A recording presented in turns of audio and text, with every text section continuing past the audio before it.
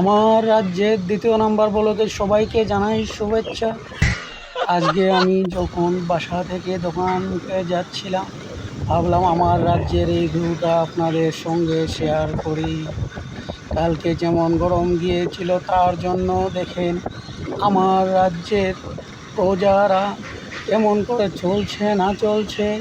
এই যে দেখেন সামনে আমার রাজ্যের প্রজারা রাস্তাতে বসে রয়েছে, তাদের রাজা আসবে বলে। আমাদের প্রজা এগুলো, এই প্রজাদের খবর নেওয়ার জন্য আমি আসছিলাম আমার রাজ্য ভ্রমণ করতে।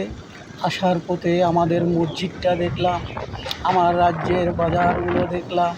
রাস্তা এত খারাপ হলে আমাদের রাজ্যের রাজা যাবে কেমনে বল?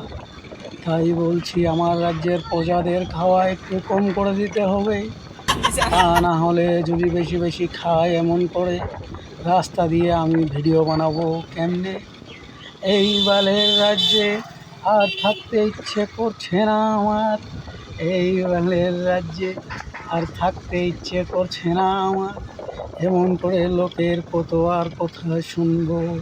তাই দেখো গাইস, আমার রাজ্যের এই ভিউগুলো তোমাদের কাছে আমি টেনে ধরছি। আমার রাজ্যের ভিউ যদি দেখার ইচ্ছে থাকে সবাই আসবেন, আমি রাজার কাছ থেকে আপনাদের খাওয়া দাওয়ার ব্যবস্থা করে দেব। তাই বলছি গাইস, আমার এই মিনি ব্লগটা আপনাদের কেমন লেগেছে সবাই বলে যাবেন কমেন্টে, আর লাইক কমেন্ট শেয়ার করে যাবেন। সামনে আসেছে আমাদের রাজ্যের বহুত বড় বড় প্রজারা। এরা আমাকে বলছে, রাজা সাহেব আমরা কাজ করতে পারছি না এত গরমে, খাবো কি তোমার বাল? আমি বললাম না না না, ওটা কেন খাবেন? তোমরা হলে আমার রাজ্যের প্রজা, তোমাদের সুখেই আমার সুখ। তোমরা সুখে থাকো, তোমরা সুখে থাকো। হে আমার রাজ্যের প্রজারা, আমি ওই আল্লাহর কাছে চিঠি লিখেছি। আমার রাজ্যের যত গরম আছে সব গরম আমার আল্লাহ উঠিয়ে নিচ্ছে। তাই আজকে বৃষ্টি হবে, বৃষ্টি হবে, বৃষ্টি হবে। তোমরা কি জানো না?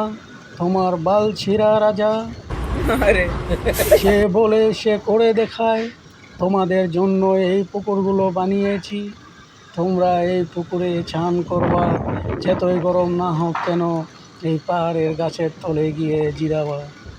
তোমাদের আর কত সুখ দেব? তোমরা তো দেখছো তোমাদের জন্য আমি কি করছি কি না করছি। এই পাহাড়ের গাছগুলো তোমাদের জন্যই তো রেখে দিয়েছি। তাই তোমরা অবাস হবে না, তোমরা আমার পাশে থাকো, আমি তোমাদের